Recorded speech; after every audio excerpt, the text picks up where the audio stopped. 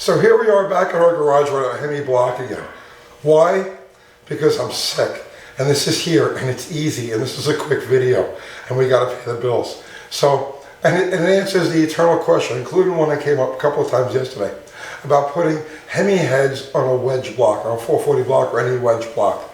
So I figured once and for all, let me go over this, because I've never seen this actually covered before. So let's do this video real quick while I'm still conscious. Okay, so here's a Hemi block, and here's a wedge head gasket. So the first thing you gotta know about a Hemi block is that it has a completely different deck profile, or valley profile I should say, than the wedge. So you see here on a Hemi, you've got these holes right here, and these are for the exhaust push rods because they have to come up at a pretty severe angle. And then you've got these recesses right here, and these are for the intake push rods. And then you've got these bosses, and these bosses for the inner row of cylinder head bolts. So now when we take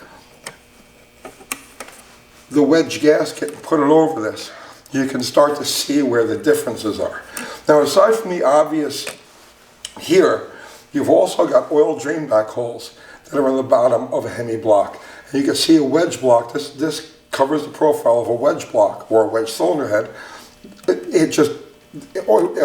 Hemi head on a wedge block would just overhang air here. So you've got these the oil drain back holes. On a wedge motor, the oil just drains back in the valley because of the shape of the head. You've also got, and this is something nobody ever mentions, the different profile to the outermost water jackets.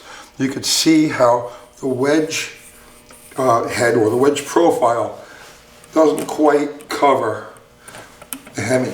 The Hemi's out here a little bit. So it has been done. By the way, you notice that the dowels are the same, the bore spacing is the same, this row of bolt holes is the same, this row of bolt holes is the same. The differences are all in here. So now, this has been done. Back in the early 70s, when pro stock, when the NHRA started to penalize the Hemi by adding weight to the cubic inch, a lot of racers went to the low deck 3-3 size. So what they did with those engines is they added these bosses, they welded these bosses into the deck of the block, and what they did was they drilled through the water jacket from the deck into the valley and put a tube through there and welded and epoxied that in place. So that took care of that. It worked, you know, but again, very limited application and a lot of work. It's actually easier to do it on a low deck than it is to do on a tall deck because the deck intrudes into the valve, the direct line of the push rod that much more on the tall deck.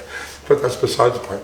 Now, for the last 25 years or so, there's been a company called Stage 5 Engineering that offers a set of conversion heads to put, hemify your wedge block. So what these guys did, it's pretty ingenious and very simple actually. What they did was they took their cast aluminum top alcohol, top fuel head of the day, and they revised the upper water passages to match the wedge block. And then instead of having to mess around with all of this, all they did was on their head, instead of having the stud screw through the bottom of the intake port like this, they just have a hole there, and they use a 12-point bolt that you put in through the port and just tighten down, with a box wrench. Simple as that. As far as rocker arms and geometry push rods, where all of that stuff goes, what they did was they used a longer exhaust push rod. So the exhaust push rod comes almost to the deck. You still have to grind into the block to make it work, but not far enough that you're getting into the water jacket. So that's how they solved that issue. Now for the oil drain back holes, what they did was I just added a pair of fittings to the bottom of the head. And then the drain back holes, they drill a hole in the block here and a hole in a block over here and let the oil drain back that way. Now it's super important on a Hemi because on a wedge the oil drains back. Because of the shape of the head, the oil drains back into the valley. But on the Hemi, if you don't allow the oil to come back this way, the valve cover will just fill with all the oil that gets pumped to the top and there's no way for it to go away. So that's one of the important aspects of the conversion head. Or any Hemi wedge conversion. They're expensive. They're probably still around $5,000 or $6,000 for the complete conversion package. Is it worth it? The only advantage I can really see to use on a wedge is A, if you go for the extra bore size, you can use a 400 block, you want something with a really big bore. And B, you want to use a regular, factory type of K-frame. Remember, Hemi blocks use a special type of, wow, this thing is heavy. It's heavy, I'm old, I'm sick, here. Remember that Hemi blocks use a special K-frame with a special motor mount that mounts to these ears here.